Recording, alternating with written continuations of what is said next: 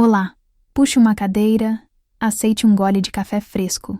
A minha história é longa, e tem horas que o coração da gente precisa de um aconchego para aguentar o peso das lembranças. Antes de eu desabafar essa vida inteira que ainda me queima no peito, queria pedir uma coisinha. Se histórias como a minha, de gente de verdade, com seus erros e acertos, fazem algum sentido para você, se inscreva aqui no nosso canal. É como dizer, Dona Melita, pode continuar, estou ouvindo. É um jeito de a gente se conectar, de alma para alma. E a minha, meus amigos, tem muito para contar. Agora sim, deixe eu levar você de volta para a manhã mais fria da minha vida. Mesmo que o sol do sertão estivesse rachando as pedras lá fora, o cheiro de terra seca invadiu a cozinha junto com os primeiros raios de sol. Um perfume que sempre me trouxe paz. Naquele dia, porém, ele parecia carregar um presságio, um aviso mudo que a minha alma teimava em não escutar. Eu estava com as mãos na massa do pão. O movimento ritmado de sovar era quase uma oração para mim, um jeito de organizar os pensamentos. O rádio, em cima da geladeira, tocava uma moda de viola antiga, uma daquelas que Osvaldo gostava de dizer que tinha sido feita para nós. Um sorriso bobo, de menina, teimou em brotar no meu rosto enrugado. Aos 68 anos, eu me sentia flutuando numa felicidade que já não esperava mais encontrar. A felicidade, no entanto, é como um passarinho assustado. Qualquer barulho mais alto, e ela voa para longe. O barulho daquele dia veio na forma de um motor de carro, um som estranho e pesado demais para as estradinhas de terra de brotas de macaúbas. Parei com as mãos brancas de farinha, o coração dando um solavanco. Olhei pela janela da cozinha, aquela que dava para a porteira do meu pequeno sítio, o único bem valioso que meu pai me deixou. Um carro preto, brilhando sob o sol impiedoso, estava parado bem em frente ao meu sítio Esperança. 2 homens de camisa social, dobrada até os cotovelos, desceram do veículo. Um era mais velho, com uma barriga proeminente e um ar de quem se sentia dono do mundo. O outro, mais jovem, carregava uma prancheta e olhava para a minha casa com um interesse que me gelou a espinha. Não eram do sindicato, não eram da prefeitura, não eram parentes distantes. Eram estranhos. E estranhos, no meu sertão, raramente trazem boas notícias. Enxuguei as mãos no avental e caminhei devagar até a varanda, sentindo o chão de cimento queimado frio sob os meus pés descalços. O sol forte me fez semicerrar os olhos. Bom dia, disse o mais velho, forçando um sorriso que não alcançava seus olhos pequenos e calculistas. A senhora é a proprietária? A palavra proprietária soou estranha. Eu era a dona, a guardiã daquele chão. Aquela terra era uma extensão de mim. Sou Carmelita Barbosa. Em que posso ajudar? Minha voz saiu mais firme do que eu me sentia. O homem mais jovem consultou a prancheta. Carmelita Barbosa. Não. Estamos procurando o senhor Osvaldo Meireles. Segundo os documentos, ele é o novo proprietário legal desta terra. Viemos fazer a medição final para a transferência. O mundo parou. O som das cigarras, o calor do sol, o cheiro de terra, tudo desapareceu. Um zumbido agudo tomou conta dos meus ouvidos. As palavras dele ecoavam na minha cabeça, mas não faziam sentido. Novo proprietário. Osvaldo Meireles. Era um engano. Só podia ser. Um engano cruel. Osvaldo? Gaguejei, sentindo as pernas fraquejarem. Deve haver um engano. Esta terra é minha. Foi do meu pai, do meu avô. Osvaldo é... Ele é meu companheiro. O homem mais velho trocou um olhar impaciente com o mais novo. Senhora, com todo o respeito, não estamos aqui para discutir relações pessoais. Temos aqui a escritura pública de compra e venda, assinada e registrada em cartório na semana passada. O senhor Osvaldo nos vendeu a propriedade. Nós representamos a construtora Sol Nascente. Ele estendeu um papel para mim. Minhas mãos tremiam tanto que mal consegui segurá-lo. Meus olhos, já cansados pela idade e pelo sol, tentavam focar nas letras miúdas. Mas eu não precisava ler. Eu via a assinatura dele, clara e firme. E mais abaixo, a minha. Uma assinatura que eu me lembrava de ter dado num maço de papéis que ele disse ser só para facilitar os trâmites da aposentadoria dele. Ele havia dito que era uma procuração, uma formalidade. Confia em mim, Melita. É para o nosso futuro, ele disse, com aquele olhar que me derretia, enquanto dedilhava uma canção suave no violão. Naquele instante, na varanda da minha casa, sob o olhar indiferente daqueles 2 estranhos, A melodia doce do nosso amor se transformou num grito silencioso de traição. O pão que eu amassava, a felicidade que eu sentia, o futuro que eu sonhava, tudo virou pó. Eu não tinha sido amada. Eu tinha sido enganada. E o homem que me fez sentir viva de novo tinha acabado de me enterrar debaixo da minha própria terra. Para entender a profundidade daquele tombo, é preciso conhecer a altura de onde eu caí. E para isso, preciso contar quem era Carmelita antes de Osvaldo. Meu nome é Carmelita Barbosa, mas desde menina, todos em brotas de Macaúbas, esse cantinho encravado no coração da Bahia, me chamam de Melita. Nasci e me criei aqui, entre a secura da caatinga e a teimosia verde que insiste em brotar nas beiras do riacho. Minha vida nunca foi um conto de fadas.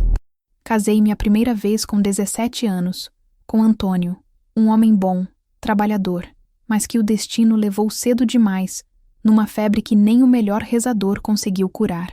Fiquei viúva aos 25, com 2 filhos pequenos para criar, João e Lúcia. O luto de uma mulher jovem no sertão é pesado. É um convite ao desrespeito para alguns e à piedade para outros. Eu não queria nenhum dos dois. Queria apenas criar meus filhos com dignidade. Trabalhei na roça, fiz faxina na casa do prefeito, lavei roupa para fora, vendi bolo na feira de sábado. O que aparecesse, eu fazia. Meus dias começavam antes do sol e terminavam muito depois dele. As minhas mãos, que hoje são um mapa de veias e manchas, começaram a envelhecer ali, na lida diária, na luta para colocar o pão na mesa. Anos depois, quando João e Lúcia já estavam rapazes, me casei de novo, com Benedito. Ele era viúvo também, um homem sério, de poucas palavras, mas de um respeito imenso. Não foi um casamento de paixão arrebatadora, como os das novelas que a gente via na televisão da vizinha. Foi um casamento de companheirismo, de somar solidões para construir uma rotina mais branda. Vivemos juntos por quase 30 anos. Ele me ajudou a terminar de criar meus filhos, a ver os netos nascerem. Foi um bom companheiro, mas o coração dele, já cansado de tanto trabalhar sob o sol, parou de repente numa tarde de domingo, enquanto ele descansava na rede. E lá estava eu, viúva pela segunda vez, aos 65 anos. Meus filhos já tinham suas próprias famílias, suas próprias vidas. João morava em Irecê, com a esposa e meus 2 netos. Lúcia, em Salvador, tentando a vida na cidade grande. Vinham me visitar nas festas de fim de ano, ligavam de vez em quando, mas a verdade é que no dia a dia, a minha companhia era o silêncio. A minha rotina era um ritual sagrado. Acordava com os galos, fazia meu café, cuidava da minha pequena horta nos fundos do sítio. O sítio. Aquele pedaço de chão era a minha âncora. Tinha pouco mais de 1 hectare, mas para mim era um latifúndio de memórias. Lembro do meu pai, seu Inácio, me ensinando a reconhecer o tempo de plantar e de colher só pelo jeito que o vento soprava. Lembro da minha mãe, debaixo do pé de umbu, contando histórias de assombração. Cada árvore ali foi plantada por um de nós. Cada palmo daquela terra estava impregnado com o suor e as risadas da minha família. Depois da morte de Benedito, os dias se tornaram longos, as noites intermináveis. O silêncio da casa era ensurdecedor. Eu conversava com as plantas, com as galinhas, com o retrato dos meus falecidos na parede da sala. Não era tristeza, exatamente. Era uma espécie de dormência, uma resignação. Eu achava que a minha vida amorosa, a vida de sentir o coração bater mais forte, tinha se encerrado com a juventude. Meu papel agora era ser avó, ser a matriarca que reúne a família no Natal. O amor, o romance. Isso era coisa para os mais novos. Eu já tinha cumprido a minha cota. Eu me sentia invisível. Na rua, as pessoas me cumprimentavam com um "bença, Dona Melita". Eu era uma figura respeitável, uma senhora. Ninguém mais olhava para mim e via uma mulher. Viam uma avó, uma viúva, um retrato do passado. E eu, de certa forma, tinha aceitado esse papel. Tinha guardado a Carmelita mulher numa gaveta empoeirada do peito e vivia a vida da Dona Melita. Até o dia em que um par de olhos castanhos, um sorriso meio torto e um violão velho cruzaram o meu caminho e me fizeram lembrar que, por baixo de todas aquelas camadas de tempo e de dor, a mulher ainda estava lá, viva e sedenta por um pingo de afeto. Osvaldo Meireles não era de Brotas. Ele apareceu no povoado como quem chega de mansinho, sem fazer alarde. Dizia ter vindo de Jacobina, que a esposa tinha falecido há pouco mais de um ano e que ele procurava um lugar mais sossegado para viver o resto dos seus dias. Comprou a casinha que era de Dona Zilda, na rua debaixo da minha, uma casa simples com um quintal grande. Tinha uns 70 anos, mas um porte ainda firme, o cabelo todo branco penteado para trás e um jeito de falar macio, que parecia sempre estar contando um segredo. A primeira vez que o vi foi na feira de sábado. Eu estava escolhendo tomates na barraca de seu Juca, apertando um por um para ver se estavam firmes, quando ouvi uma voz atrás de mim. A senhora tem mãos de quem entende da terra. Virei-me e dei de cara com ele. Usava um chapéu de palha, uma camisa de linho e um sorriso que, admito, me desarmou. Senti o sangue subir ao rosto, uma coisa que não acontecia há décadas. A gente que vive dela aprende a sentir, respondi, tentando parecer indiferente, mas minha voz saiu um pouco trêmula. Me chamo Osvaldo. Sou novo por aqui. Ele estendeu a mão. A mão dele era grande, com calos, mas o toque foi surpreendentemente suave. Carmelita. Mas pode me chamar de Melita. Melita, ele repetiu, como se estivesse provando o meu nome. Combina com a doçura que a senhora parece ter. Fiquei sem graça. Ninguém me dirigia um elogio assim há tanto tempo que eu nem sabia como reagir. Apenas dei um sorriso amarelo. Paguei pelos meus tomates e me afastei, com o coração batendo um pouco mais rápido que o normal. Naquela noite, enquanto preparava o jantar, me peguei pensando naquele homem, no jeito que ele falou meu nome. Foi uma tolice, eu sei, mas foi a primeira fresta de luz numa rotina que há muito tempo era cinzenta. Os encontros se tornaram mais frequentes. Ele parecia ter um mapa dos meus passos. Se eu ia à missa no domingo, ele estava lá, sentado alguns bancos atrás. Se eu ia à padaria no fim da tarde, ele aparecia para comprar pão, sempre com uma conversa amável, uma pergunta sobre as minhas plantas, um comentário sobre o tempo. Ele nunca era invasivo, nunca era apressado. Era paciente, como um pescador que sabe a hora certa de puxar a linha. A vizinhança, claro, começou a cochichar. Dona Zefinha, a minha vizinha da esquerda, que tinha a língua mais afiada do que faca de cortar fumo, foi a primeira a me cutucar. E esse seu Osvaldo, hein, Melita? Não desgruda de você. Tome cuidado que homem viúvo e novo no lugar é perigo na certa. Eu desconversava. Dizia que era só amizade, coisa de gente mais velha que busca uma prosa. Mas no fundo, eu sabia que estava começando a sentir algo mais. Eu esperava por aqueles encontros. Comecei a me arrumar um pouco mais para ir à rua. Passava um batom cor-de-boca, ajeitava o cabelo com mais cuidado, escolhia meu melhor vestido de chita. O golpe de mestre, porém, veio numa noite de lua cheia. Eu estava na minha varanda, remendando uma toalha de mesa, quando ouvi os primeiros acordes de um violão vindo da direção da casa dele. A melodia era suave, triste e bonita. Depois, a voz dele, um pouco rouca pelo tempo, mas afinada, começou a cantar uma seresta antiga, uma que meu pai costumava cantarolar. Luz do meu caminho, estrela do meu céu, seu olhar tem o brilho do mais puro mel. Fiquei paralisada, a agulha suspensa no ar. Ele não estava na minha porta, estava na varanda dele, cantando para a noite, para a lua. Mas eu sabia, com cada fibra do meu ser, que aquela canção era para mim. Foi a primeira vez em anos que chorei não de saudade ou de dor, mas de uma emoção que eu não sabia mais nomear. Naquela noite, Osvaldo não conquistou apenas a minha atenção. Ele começou a arrombar a porta trancada do meu coração. E eu, tola, em vez de reforçar a tranca, comecei a procurar a chave para entregar a ele. Depois da noite da serenata, as coisas mudaram. A aproximação de Osvaldo deixou de ser casual e se tornou uma intenção declarada. No dia seguinte, ele bateu palmas na minha porteira. Meu coração deu um salto. Eu estava regando as samambaias e quase deixei o regador cair. Dona Melita, bom dia. Desculpe o incômodo. Bom dia, seu Osvaldo. Incômodo nenhum. Entre. Abri a porteira e o convidei para a varanda. Ele trazia nas mãos um pequeno buquê de flores do campo, dessas que nascem teimosas no meio da seca. Margaridas miúdas, sempre vivas, e umas florzinhas amarelas que eu não conhecia. São para a senhora. Nasceram no meu quintal. Achei que combinavam com a alegria da sua casa. Senti meu rosto esquentar novamente. Peguei as flores e agradeci, com a voz embargada. Nenhum homem jamais tinha me dado flores. Nem Antônio, nem Benedito. Eles demonstravam o afeto de outros jeitos, com o trabalho, com o sustento. Mas aquele gesto, aquele pequeno buquê de mato, me atingiu em cheio. Coloquei as flores num copo com água e o deixei na mesinha de centro da sala, como um troféu. Ele pediu um copo d'água e a conversa fluiu. Falou da falecida esposa, da saudade que sentia, da vida em Jacobina. Contou histórias do tempo de garimpeiro, das esperanças de encontrar uma pedra preciosa que mudasse sua vida. Ele tinha o dom da palavra. Sabia contar uma história como ninguém, misturando verdade e fantasia de um jeito que prendia a gente. E, principalmente, ele sabia ouvir.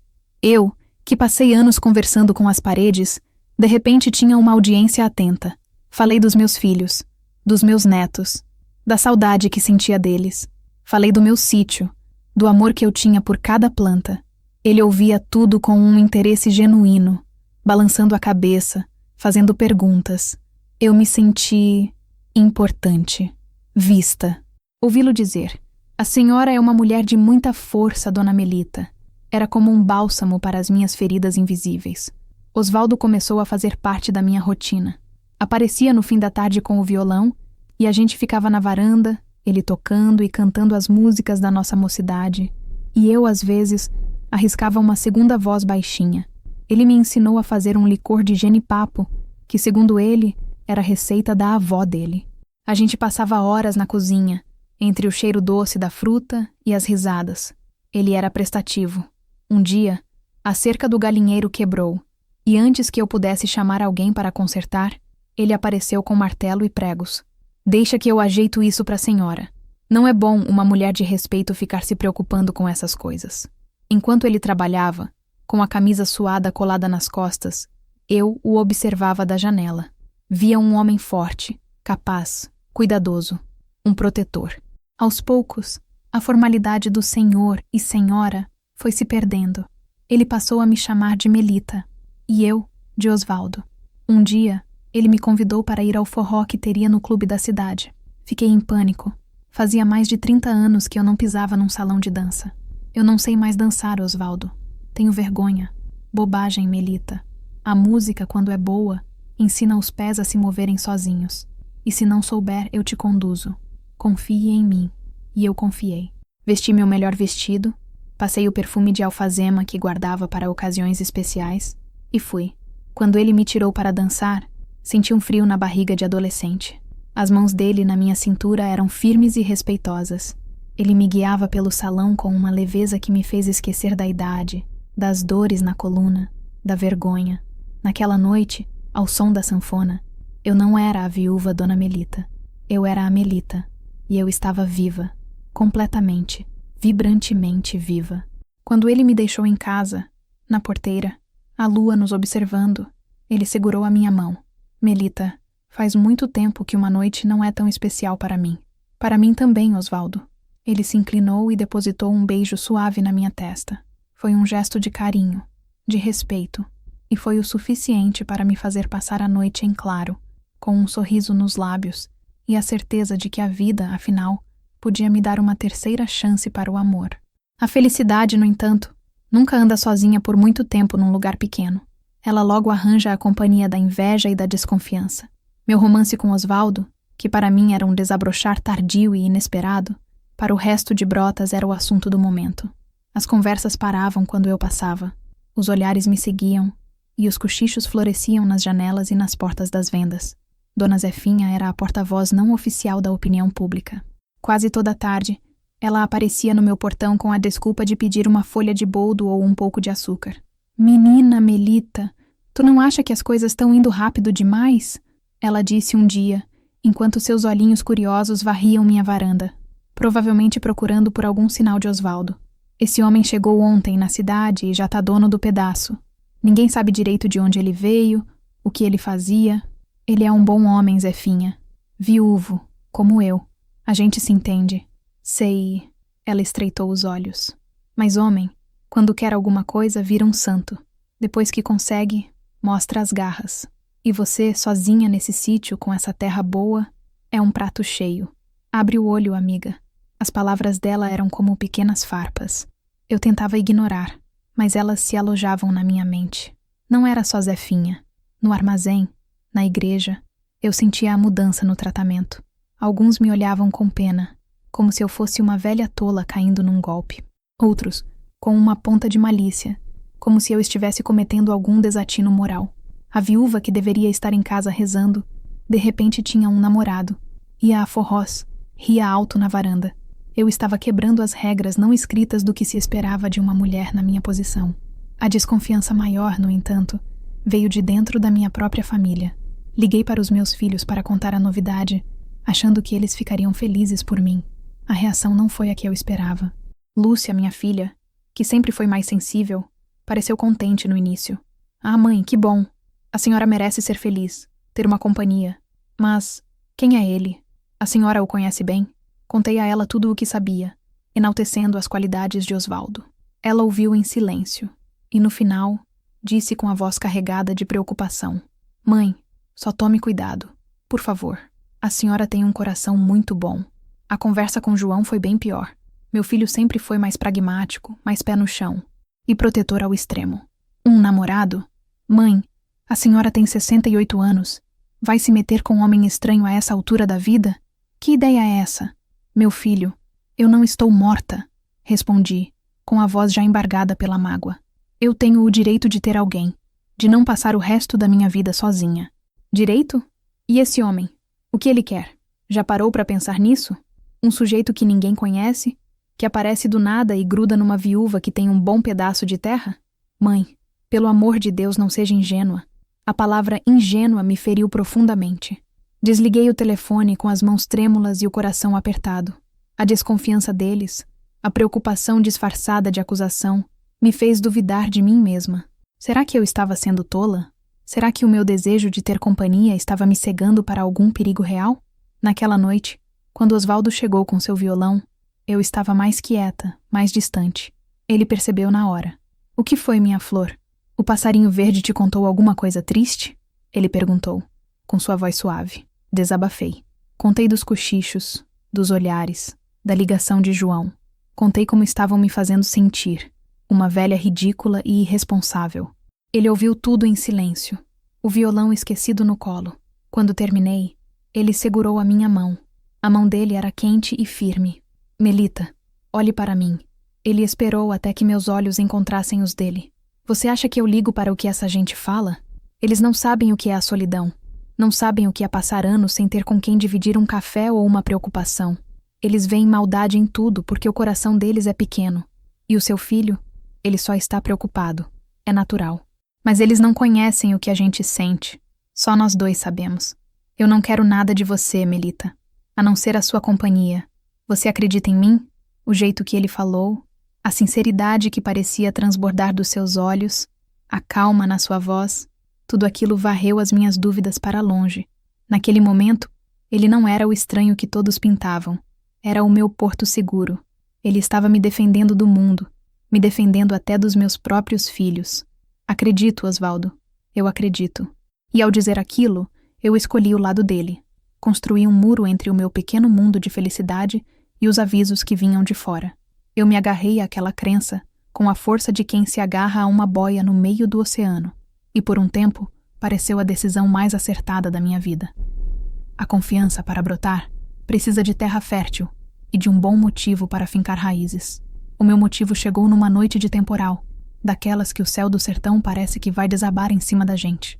A chuva começou fina, mas logo se transformou num dilúvio, com ventos que assobiavam e faziam as janelas de madeira da minha casa gemerem. Eu estava sozinha, como sempre estive em noites assim. Tinha pavor de tempestade. O barulho dos trovões me lembrava da fragilidade da vida, do dia em que Antônio adoeceu, da tarde em que o coração de Benedito parou. Eu me encolhia na cama, rezando para que a luz não acabasse, para que o telhado aguentasse, para que amanhã chegasse logo. Naquela noite, a luz acabou, um clarão seguido de um estrondo ensurdecedor, e a casa mergulhou numa escuridão completa, quebrada apenas pelos relâmpagos que rasgavam o céu lá fora. O medo me paralisou. Fiquei sentada na beira da cama, o coração martelando no peito, as mãos suando frio. Foi quando ouvi batidas fortes na porta da cozinha. Gelei. Quem poderia ser numa hora daquelas? Com o mundo caindo lá fora. Meu primeiro pensamento foi em ladrões, em gente ruim querendo se aproveitar da minha solidão. Peguei o cabo de vassoura que ficava atrás da porta, a minha única arma, e caminhei pé ante pé. Quem é? Gritei, tentando fazer a voz parecer mais corajosa do que era. Sou eu, Melita. O Osvaldo.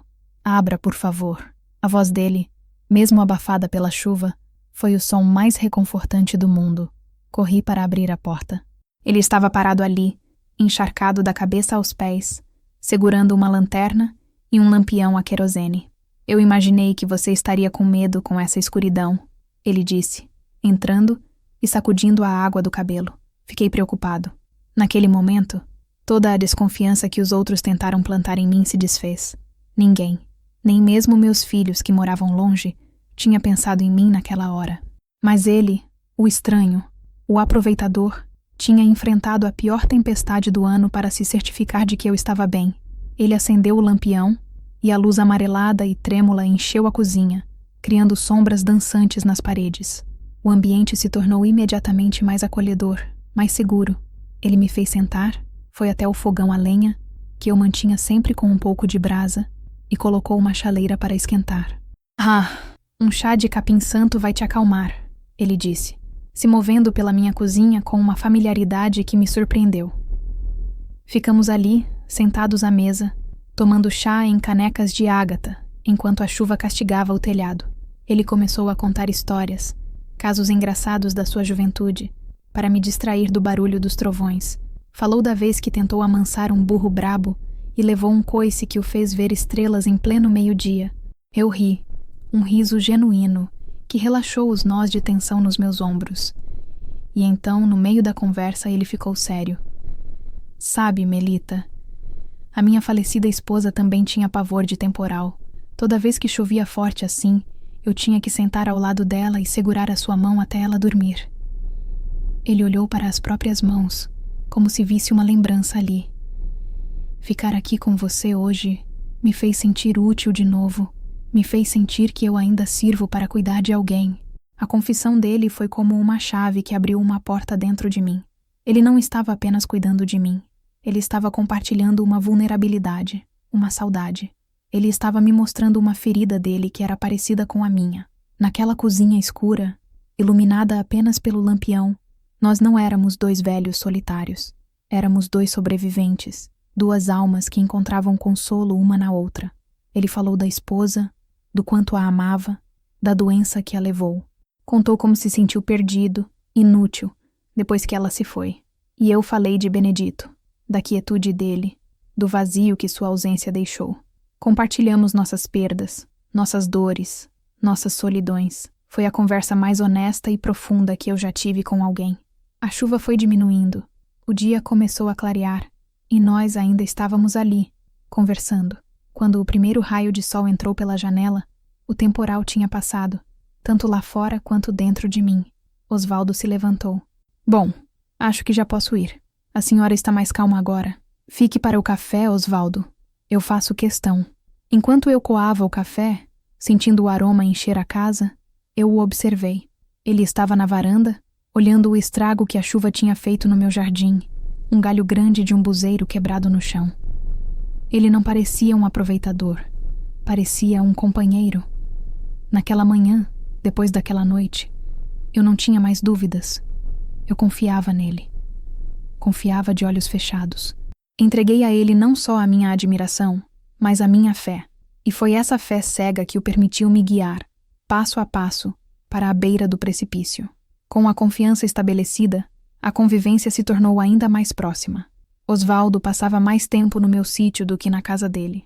Ele me ajudava na horta, consertava o que quebrava, e sua presença se tornou tão natural quanto o sol da manhã. Ele almoçava comigo quase todos os dias, e as noites de violão na varanda se tornaram um ritual. Eu estava vivendo numa bolha de felicidade, e não queria que nada a estourasse. Foi nesse período de calmaria que as primeiras gotas da sua verdadeira ambição começaram a pingar, tão sutis que eu mal percebi. A primeira vez foi durante o almoço. Falávamos sobre o futuro, sobre como seria bom envelhecer juntos, cuidando um do outro. Ah, Melita, se eu tivesse a minha vida financeira resolvida, a gente podia até fazer uma viagem, ele disse com um suspiro. Conhecer o mar, em Salvador. Dizem que é a coisa mais linda, mas essa minha aposentadoria está tão enrolada. Um monte de papelada, uma burocracia que não acaba mais. Eu senti uma pontada de pena. Mas vai sair, Osvaldo. Tenha fé. Ah, vai. Mas até lá a gente vai ficando mais velho.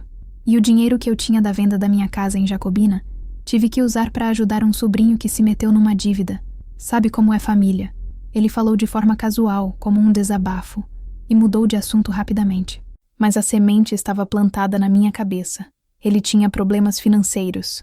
E como eu gostava tanto dele, o problema dele passou a ser uma preocupação minha também. Algumas semanas depois, ele chegou em casa com um ar abatido. Mal tocou no violão. Sentei-me ao seu lado na rede. O que foi, homem? Aconteceu alguma coisa? São só preocupações, Melita. Coisa minha. Não quero te amolar com isso. Pode falar, Osvaldo. Saco vazio não para em pé. Desabafar ajuda. Ele hesitou. Fez um drama, como se não quisesse me sobrecarregar. Por fim, cedeu. Contou que o tal sobrinho precisava de mais dinheiro, que estava sendo ameaçado por agiotas. Eu não sei o que fazer. Vendi o que eu tinha para vir para cá, para ter paz. Agora esse problema me encontra de novo. Eu precisava de uns R$ 500, só para acalmar as coisas. Eu te devolvo assim que minha aposentadoria sair, juro. R$ 500 era uma boa parte da minha pequena economia, que eu guardava debaixo do colchão para emergências. Mas ver o desespero no rosto dele, o homem que tinha me trazido tanta alegria, me partiu o coração. O que eram R$ 500 perto da felicidade que ele me dava? Fui até o meu quarto, peguei o dinheiro do envelope e entreguei a ele. Não se preocupe com devolução, Osvaldo. Considere um presente. Resolva o problema do seu sobrinho. Ele me abraçou com força, o rosto enterrado no meu ombro. Você não sabe o que está fazendo por mim, Melita. Você é um anjo na minha vida. Eu vou te recompensar por isso, você vai ver. Senti-me bem em ajudá-lo. Senti-me útil, parceira. Mal sabia eu que aquele não era um ato de amor. Era um teste. Ele estava medindo a minha generosidade, testando os limites da minha confiança e do meu desprendimento. E eu, infelizmente, passei no teste com louvor. As menções a dinheiro e burocracia se tornaram mais frequentes, sempre disfarçadas de desabafos, de preocupações de um homem que só queria ter a cabeça tranquila para amar em paz. Ele falava de como seria bom se pudesse investir no meu sítio.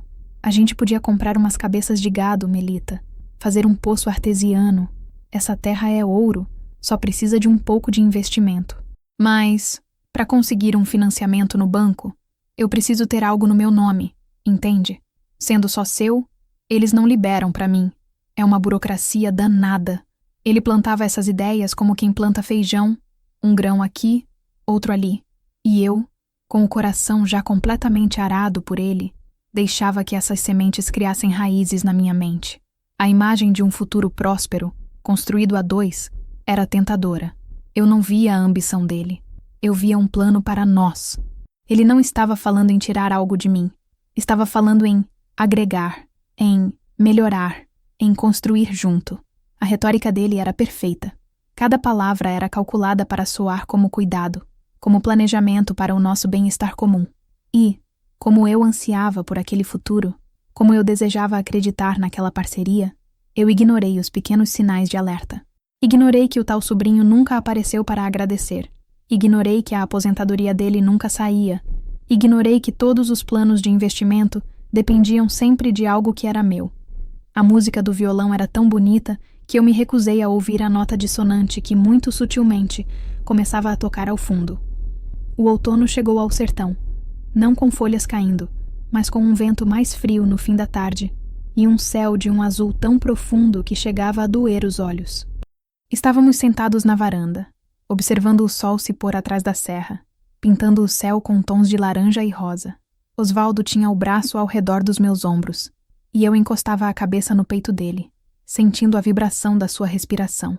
Era um daqueles momentos de paz perfeita que a gente quer guardar num potinho para sempre. Foi nesse cenário de tranquilidade que ele lançou a sua cartada final. Melita, ele começou. A voz baixa e séria. Eu andei pensando muito na gente. No nosso futuro. Meu coração se aqueceu. E o que você pensou? Eu te amo, Melita. Acho que você sabe disso. E eu quero cuidar de você até o meu último dia. Quero ter a certeza de que nada de mal vai te acontecer. Eu também te amo, Osvaldo. E a gente já cuida um do outro. Sim, mas eu digo de um jeito mais oficial, mais seguro. Ele fez uma pausa, como se estivesse escolhendo as palavras com o máximo cuidado. Você é uma mulher sozinha. Seus filhos moram longe. Se, Deus me livre, acontece alguma coisa com você, como fica tudo isso aqui? Essa terra, essa casa que você ama tanto, vai virar uma briga de inventário. Vai ter que vender para dividir com os filhos, pagar imposto, uma dor de cabeça sem fim. O que ele dizia fazia sentido. Eu já tinha me preocupado com isso antes. A ideia de ver o sítio do meu pai sendo vendido em pedaços para pagar taxas do governo me apavorava. E tem outra coisa, continuou ele, apertando meu ombro com carinho. A minha aposentadoria. Eu descobri o porquê de tanta demora. Como eu não tenho nenhum bem no meu nome aqui na Bahia, o processo fica travado. Eles pedem um comprovante de residência fixa de bens. É como se eu não existisse para o sistema. Ele me olhou nos olhos, a expressão mais sincera que um homem poderia ter. Eu tive uma ideia que resolve tudo, que te protege e que me ajuda. Uma ideia para nós. Eu estava completamente fisgada pela sua lógica, pela sua aparente preocupação. Que ideia, Osvaldo? E se a gente passasse o sítio para o meu nome? A frase caiu no ar como uma pedra. Por um instante, o alarme que meu filho João tinha tentado soar na minha cabeça voltou a apitar. Mas Osvaldo não me deu tempo para pensar. Calma, me escuta, ele disse, vendo a minha hesitação. Não é o que você está pensando.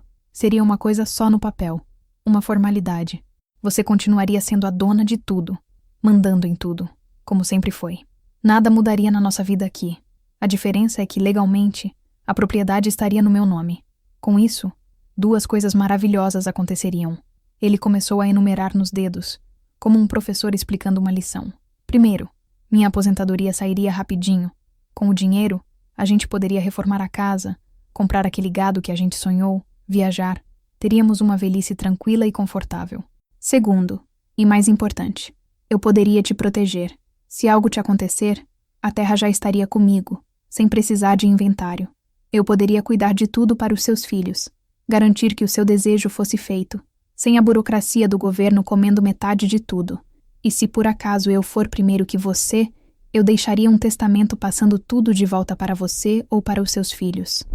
Seria um documento de proteção para você, Melita. Ele pintou um quadro tão perfeito, tão lógico, tão cheio de cuidado e amor, que as minhas defesas ruíram. A proposta, que a princípio soou absurda, começou a parecer a solução mais inteligente para todos os nossos problemas. Ele não queria tomar nada de mim. Ele queria me dar segurança. Ele queria construir um futuro. Ele estava pensando em nós. É só uma assinatura, meu amor. Ele sussurrou, acariciando meu rosto. Uma assinatura para garantir a nossa paz. Você não confia em mim? A pergunta final foi o checkmate. Você não confia em mim? Depois da noite da tempestade? Depois de todos os gestos de carinho? Depois de todo o amor que eu sentia? Como eu poderia dizer não? Dizer não seria o mesmo que dizer que tudo o que vivemos era uma mentira. Seria o mesmo que concordar com Dona Zefinha e com meu filho João. Seria o mesmo que admitir que eu estava sendo enganada. E a minha alma se recusava a acreditar nisso. Eu confio, Osvaldo, respondi, com a voz fraca, mas decidida. Eu confio em você. Ele sorriu, um sorriso de alívio e triunfo, e me beijou. Um beijo que, na época, pareceu a celebração do nosso futuro. Hoje eu sei que foi o selo do meu engano, a assinatura invisível no contrato da minha própria ruína. A decisão estava tomada, mas a paz não veio. Nos dias que se seguiram à proposta de Osvaldo, um duelo silencioso se instalou dentro de mim. De um lado, estava o meu coração, embriagado de amor e gratidão, que me dizia para confiar, para me entregar sem reservas àquele homem que tinha colorido meus dias cinzentos. Do outro, uma voz fininha, antiga, que vinha do fundo da minha alma, a voz da prudência, a voz do meu pai me dizendo para nunca me desfazer da minha terra. Durante o dia, quando Osvaldo estava por perto, com seu sorriso, suas gentilezas e seus planos para o nosso futuro, A voz do coração falava mais alto. A gente sentava na varanda com um caderno e ele desenhava como a casa ficaria com mais um quarto, onde o poço artesiano seria cavado, o lugar exato do novo curral. Ele falava com tanto entusiasmo, com tantos detalhes, que eu embarcava no sonho. Eu me via naquela vida nova, próspera, segura ao lado dele. Nessas horas, a dúvida parecia uma traição, um pensamento mesquinho. Você vai ver, Melita. Daqui a 1 ano, este lugar vai ser o sítio mais bonito da região. Vai ser o nosso paraíso, ele dizia. E eu sorria, querendo acreditar com todas as minhas forças. Mas à noite, o cenário mudava. Quando a casa mergulhava no silêncio e eu me deitava na minha cama, sozinha com os meus pensamentos, a outra voz aparecia. Era a voz da memória. Eu me lembrava do meu pai, seu Inácio, voltando da roça, a pele curtida pelo sol, as mãos grossas, e dizendo: minha filha, um homem sem chão é como uma folha no vento. Essa terra aqui é a sua raiz. Cuide dela, que ela cuidará de você. Eu me levantava, acendia o lampião e ia até a pequena caixa de madeira onde guardava meus documentos. Pegava a escritura antiga, amarelada pelo tempo, com a caligrafia rebuscada do escrivão. O nome do meu avô, depois o do meu pai, e por fim, o meu. Eram gerações de Barbosas naquele papel. Aquele documento não era apenas um título de propriedade. Era a história da minha família, a prova do suor, da luta, da resistência deles. Entregar aquilo para outra pessoa, mesmo que por amor, parecia um sacrilégio, uma quebra de um juramento sagrado. Eu me sentava na cozinha, o papel na mão, e as lágrimas vinham. Eu estava dividida. O amor me puxava para um lado, a lealdade às minhas raízes, para o outro. Se eu recusasse, eu poderia perder Osvaldo? Ele me acharia mesquinha, desconfiada? Nosso amor sobreviveria a essa prova? E se eu aceitasse? E se algo desse errado? A imagem do meu filho João, com o rosto sério, me dizendo: não seja ingênua, mãe, assombrava minhas madrugadas. Numa dessas noites de insônia, peguei o telefone e disquei o número de Lúcia, minha filha. Eu precisava desabafar com alguém, mas não tive coragem de contar a verdade. Oi, minha filha. Tá tudo bem por aí? Oi, mãe.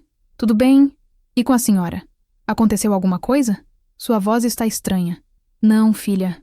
É só saudade. Estava aqui pensando na vida. Me diga uma coisa. Você acha que a gente, quando ama alguém, tem que confiar de olhos fechados? Houve um silêncio do outro lado da linha. Lúcia era sábia. Tinha um jeito doce de ver o mundo. Mãe, o amor precisa de confiança, sim. Mas confiança não é cegueira. A gente confia com os olhos abertos.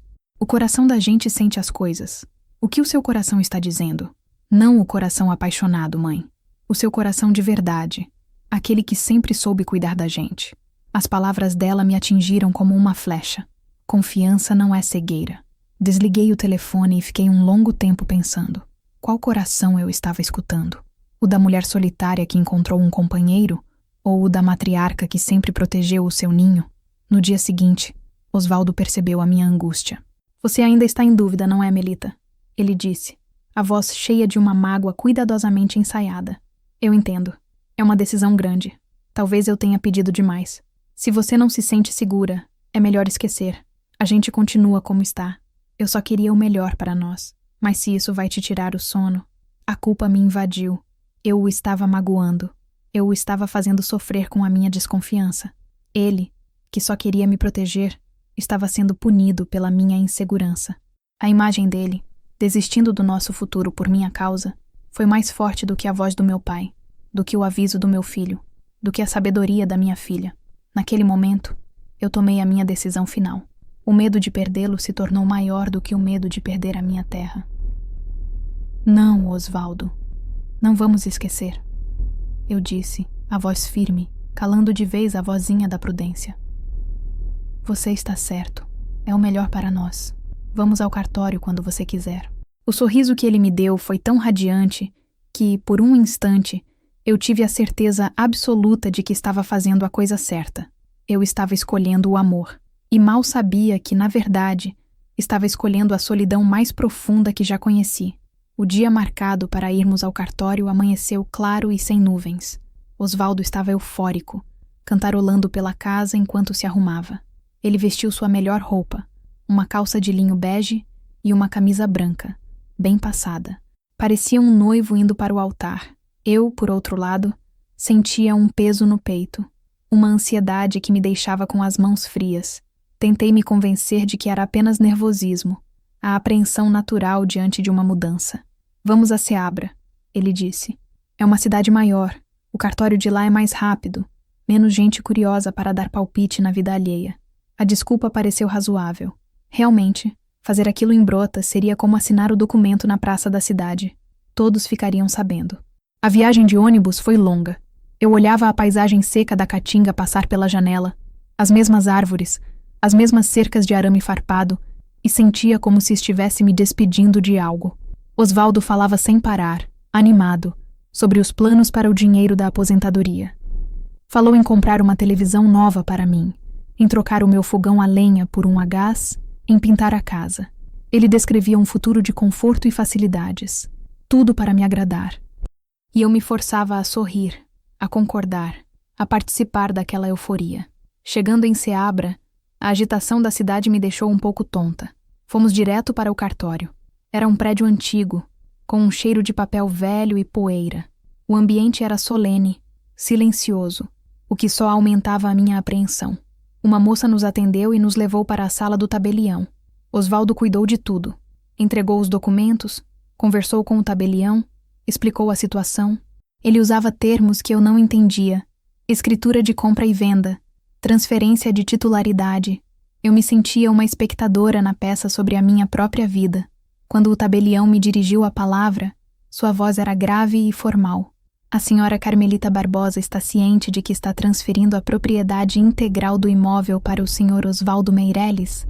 A senhora está fazendo isso de livre e espontânea vontade? Meu coração disparou. Olhei para Osvaldo. Ele sorriu para mim, um sorriso tranquilizador, e apertou minha mão por debaixo da mesa. Aquele toque, aquele sorriso, me deram a força que eu precisava. Sim, respondi, com a voz um pouco rouca. Estou. O tabelião empurrou um documento grande com várias folhas para a minha frente. Então, por favor, assine aqui, e rubrique todas as folhas. Meus olhos passaram por cima das cláusulas, mas as palavras dançavam na minha frente. Eu só conseguia focar no espaço em branco no final da página, esperando pelo meu nome. Osvaldo me entregou a caneta. Era uma caneta pesada, dourada. Parecia importante. Enquanto eu assinava, a minha mão tremia um pouco. Cada curva do meu nome parecia um adeus. Assinei a primeira vez. A segunda. Rubriquei cada página, o cheiro da tinta fresca se misturando ao cheiro de papel velho. Quando terminei, Osvaldo pegou a caneta e assinou logo abaixo de mim, com uma caligrafia firme e floreada. Estava feito. Naquele momento, uma parte de mim se sentiu aliviada. O duelo tinha acabado. Eu tinha provado a minha confiança, o meu amor. Outra parte, a que eu vinha tentando silenciar, se encolheu num canto escuro do meu peito, em luto. Na volta para casa, Osvaldo estava mais feliz do que nunca. Ele comprou picolé para nós na rodoviária, fez piadas e até cantou um trecho de uma música no ônibus, para o divertimento dos outros passageiros. Agora sim, Melita, ele disse me abraçando. Agora o nosso futuro começa de verdade. Acabou a preocupação. Daqui para frente é só alegria. Eu encostei a cabeça no seu ombro e fechei os olhos, exausta. Eu queria acreditar naquelas palavras mais do que tudo no mundo. Eu queria que aquela assinatura tivesse sido o passaporte para a nossa felicidade. E por um tempo, por algumas poucas e preciosas semanas, eu realmente acreditei. Eu vivia a ilusão de que tinha feito a escolha certa, sem saber que a tinta daquela caneta não tinha apenas transferido à minha terra. Tinha assinado a sentença da minha própria desilusão. As semanas que se seguiram à assinatura no cartório foram as mais felizes da minha vida, ou pelo menos, da vida que eu acreditava estar vivendo. Osvaldo se transformou no companheiro mais atencioso e carinhoso que uma mulher poderia sonhar. A dúvida e a ansiedade que me consumiram antes da decisão desapareceram, substituídas por uma certeza doce e reconfortante de que eu havia feito a coisa certa. Ele parecia empenhado em me provar que sua única intenção era a nossa felicidade mútua. Todas as manhãs, ele chegava com o pão fresco da padaria. Passava os dias comigo, não mais como uma visita, mas como o verdadeiro senhor da casa. Ele tomou a frente de pequenas reformas que há anos precisavam ser feitas. Consertou o telhado do alpendre, pintou a porteira com um azul celeste vibrante e até construiu um pequeno banco de madeira debaixo do pé de umbu, para que pudéssemos ver o tempo passar juntos. Este é o nosso cantinho, Melita, ele disse depois de pregar a última tábua. O banco dos namorados. A gente sentava ali no fim da tarde, ele com o violão, eu com meu crochê, e fazíamos planos. Planos que agora pareciam concretos, palpáveis. Com o dinheiro da aposentadoria, que ele garantia que sairia a qualquer momento, iríamos a Salvador. Ele descrevia a viagem com tantos detalhes que eu quase podia sentir o cheiro do mar e o gosto do acarajé. Vou te levar para passear no elevador Lacerda. Vamos ouvir os tambores do Olodum no Pelourinho. Você vai ver, minha flor. O mundo é muito maior do que Brotas. Eu, que nunca tinha saído dos arredores da minha cidade, ouvia tudo com os olhos brilhando. Ele não estava apenas me prometendo uma viagem. Estava me prometendo uma nova vida. Uma vida de descobertas e alegrias que eu nunca imaginei ser possível na minha idade. Ele me cobria de pequenos presentes. Um lenço de seda comprado no mercado. Uma muda de orquídea rara que ele disse ter encomendado de um viveiro em outra cidade. Um rádio novo para substituir o meu velho, que vivia chiando. Eram coisas simples, mas que para mim tinham um valor imenso.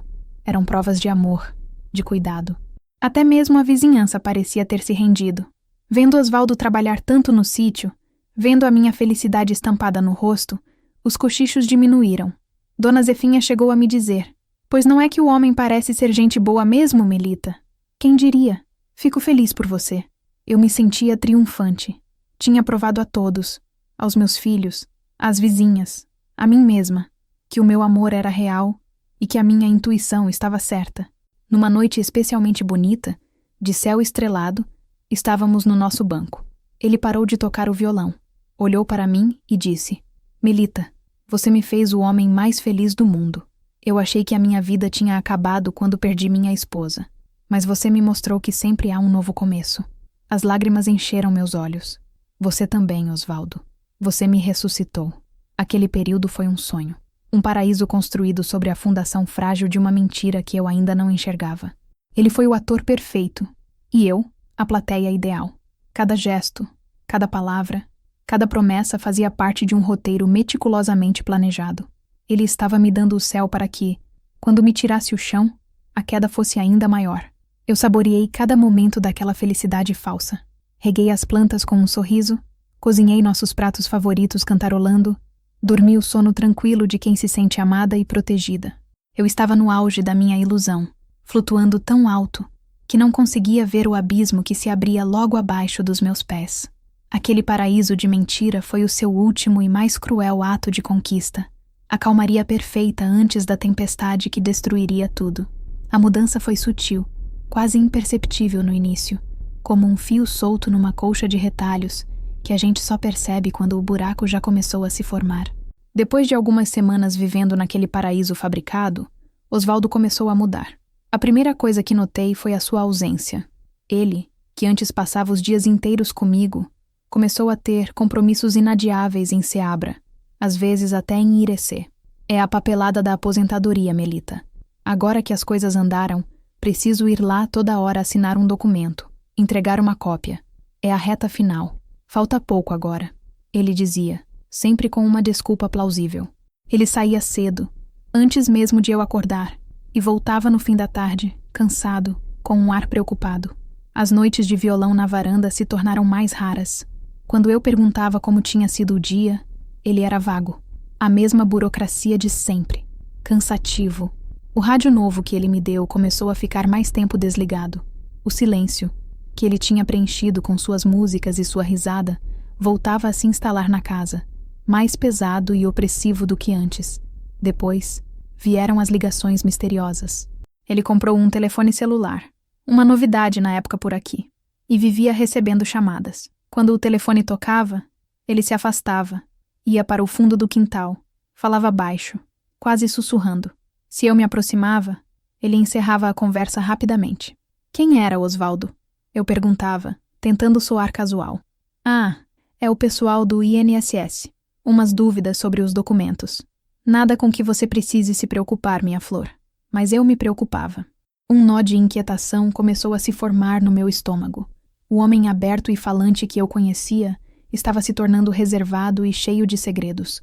A gota d'água foi quando um carro diferente, que eu nunca tinha visto, parou na porteira.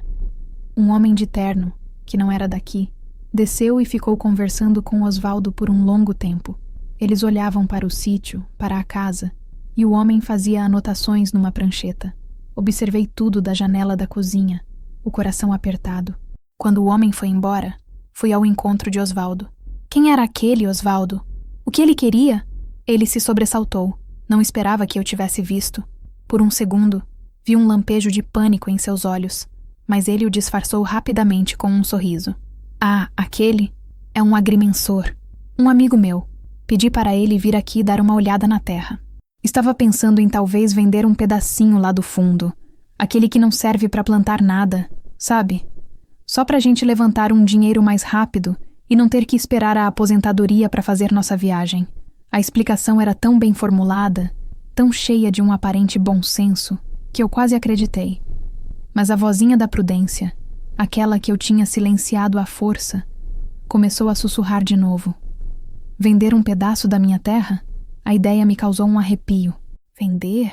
Mas você disse que a gente ia investir, plantar. E vamos, meu amor. É só um pedacinho inútil. Não fará falta. É só uma ideia de qualquer forma. Nem sei se vou levar adiante. Mas eu sabia que era mais do que uma ideia. O olhar dele era evasivo. Ele não me encarava nos olhos.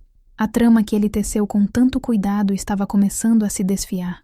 Os gestos de carinho se tornaram mecânicos. As promessas soavam ocas. A presença dele, que antes era meu conforto, agora me trazia uma angústia inexplicável. Eu sentia que algo estava terrivelmente errado, mas não sabia o quê. Eu estava presa na teia que ajudei a construir. Eu tinha assinado os papéis, tinha entregue a minha confiança. O que eu poderia fazer? Questioná-lo diretamente? Acusá-lo sem provas? O medo de estar errada, de ofender o homem que eu amava e destruir nossa relação por causa de uma bobagem da minha cabeça, me paralisava. Então, eu esperei. Fingi que acreditava nas suas desculpas. Engoli a minha desconfiança e rezei para que tudo fosse apenas fruto da minha imaginação. Mas no fundo, eu sabia. A música tinha parado, e eu estava apenas esperando o trovão que anunciaria o fim da tempestade que se formava silenciosamente sobre a minha cabeça. A manhã em que o mundo acabou começou como qualquer outra. O sol nasceu, os galos cantaram, e eu fui para a cozinha preparar o meu café, carregando aquela angústia surda que tinha se tornado minha companheira constante. Osvaldo tinha saído antes do amanhecer, dizendo que precisava resolver a última pendência da aposentadoria em Seabra, e que talvez dormisse por lá. Uma parte de mim se sentiu aliviada com a sua ausência. Foi enquanto eu sovava a massa do pão, um gesto que sempre me acalmou, que ouvi o barulho do motor. O carro preto, o mesmo que assombraria meus pesadelos por muito tempo, parou na minha porteira. E a cena que descrevi no começo desta longa história se desenrolou, desta vez com todos os detalhes dolorosos. Os dois homens desceram, o mais velho com sua arrogância, o mais novo com sua prancheta. Caminhei até eles, o coração já batendo descompassado, um pressentimento terrível me envolvendo como um sudário. Bom dia, sou Carmelita Barbosa. Bom dia, respondeu o mais velho sem sorrir. Estamos procurando o Sr. Osvaldo Meireles. Somos da construtora Sol Nascente. A menção ao nome de Osvaldo e a uma construtora fez o chão sumir sob os meus pés. Ele não está. Mas o que uma construtora quer aqui? O homem mais jovem olhou para a prancheta e depois para mim, com uma frieza profissional que me cortou a alma. O Sr. Meireles é o novo proprietário legal desta terra. Ele nos vendeu a propriedade. Viemos apenas fazer a medição final antes de iniciarmos o projeto. As palavras dele não faziam sentido. Eram como um idioma estrangeiro. Novo proprietário. Vendeu a propriedade. Iniciarmos o projeto. Projeto? Que projeto? Minha voz era um fio. Um loteamento. Vamos construir um condomínio de pequenas chácaras aqui. É uma área muito valorizada, perto do riacho. Um condomínio, na terra do meu pai, onde eu plantei minhas memórias. A imagem de tratores derrubando o meu pé de umbu, de estranhos construindo muros onde ficava a minha horta, me atingiu com a força de um soco. Não, não pode ser. Gaguejei, agarrando-me ao pilar da varanda para não cair. Esta terra é minha. Há um engano. O homem mais velho suspirou, impaciente. Senhora, por favor, não vamos dificultar as coisas. Temos a documentação. Está tudo legal. A escritura foi registrada no cartório de Seabra na semana passada. Ele me estendeu uma cópia do documento. Minhas mãos tremiam tanto que as letras se embaralhavam. Mas eu vi o que importava. O carimbo do cartório, o nome da construtora, o valor da transação, uma quantia que me pareceu astronômica e da qual eu nunca veria um centavo. E as assinaturas.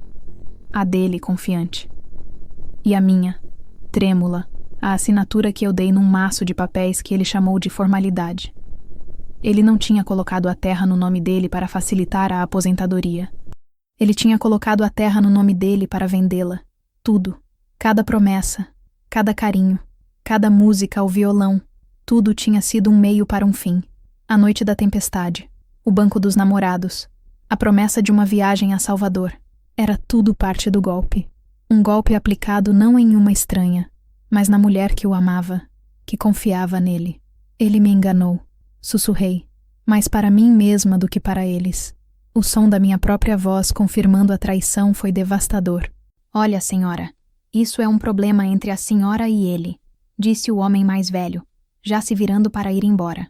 Legalmente, a terra é nossa. O senhor Meireles nos deu um prazo de 30 dias para que o imóvel seja desocupado.